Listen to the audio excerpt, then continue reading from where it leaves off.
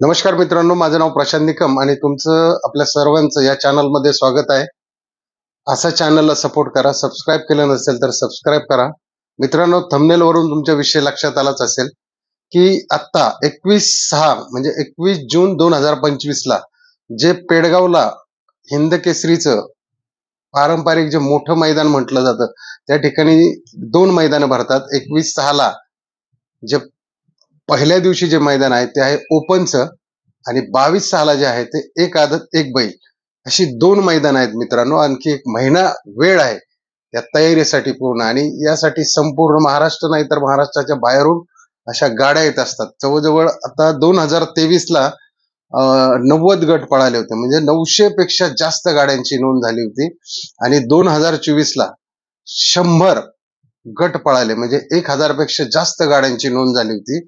आणि यावेळेस 2025 ला रेकॉर्ड ब्रेक अशा गाड्या या ठिकाणी नोंद होईल असा अंदाज आहे मित्रांनो. 1200च्या वरती गाड्या जातील, कारण या मैदानाचं जरी बक्षीस कमी असलं तरी त्याचा सन्मान खूप मोठा आहे.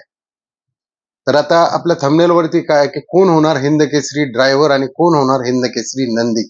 तर मित्रांनो, जसा क्रिकेट क्षेत्रामध्ये सचिन तेंडुलकर आहे, तसाच आपल्या या बैलगाडा क्षेत्रामध्ये आपला बकासूर बक्या डॉन 6300 याने लागोपाठ तिसऱ्यांदा पेडगाव मैदानामध्ये हिंद केसरी झालेला आहे. ज्यावेळेस 2024चं जे मैदान झालं त्याच्यामध्ये आपला मोहिल शेठ धुमाळ यांचा बकासूर आणि मनोहर चव्हाण संभाजीनगर एक्सप्रेस लखन या जोडीने या ठिकाणी पहिला क्रमांक केला 21 तारखेला. आणि त्या ठिकाणी दुसरं मैदान झालं लगेच दुसऱ्या दिवशी, एक आदत एक बैलचं मैदान झालं. तर त्याच्यामध्ये सुद्धा बक्या पळाला आणि तो पळाला आयुषदादा हरपडे फुरसुंगीचे आणि कुटे यांचा एक्का आणि आपला मोहिल शेठचा बकासूर पळाला. तर तो दुसऱ्या म्हणजे 24 तासात दुसरा हिंद केसरी झाला.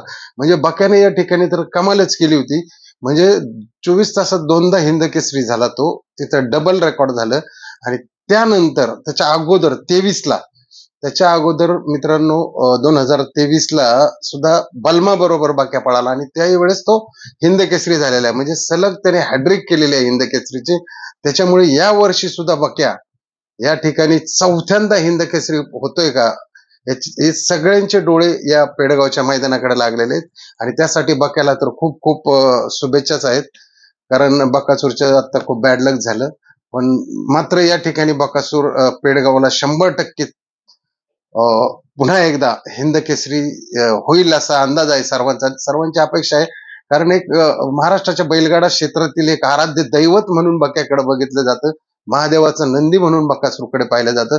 त्यामुळं सर्व शर्यत शौकीनांकडून बकासूरला खूप खूप पेडगाव मैदानाच्या हिंद केसरीसाठी शुभेच्छा. आता राहिला विषय ड्रायव्हरचा, तर त्याच्या रेसमध्ये विठ्ठल नाना आणि शाकीर भाई ही जोड सध्या खूप म्हणजे ट्रेंडिंगला आहे. 2-3 मैदानामध्ये त्यांची 1-1.5 फुटावरून गाडी मागे पुढे झालेली आहे.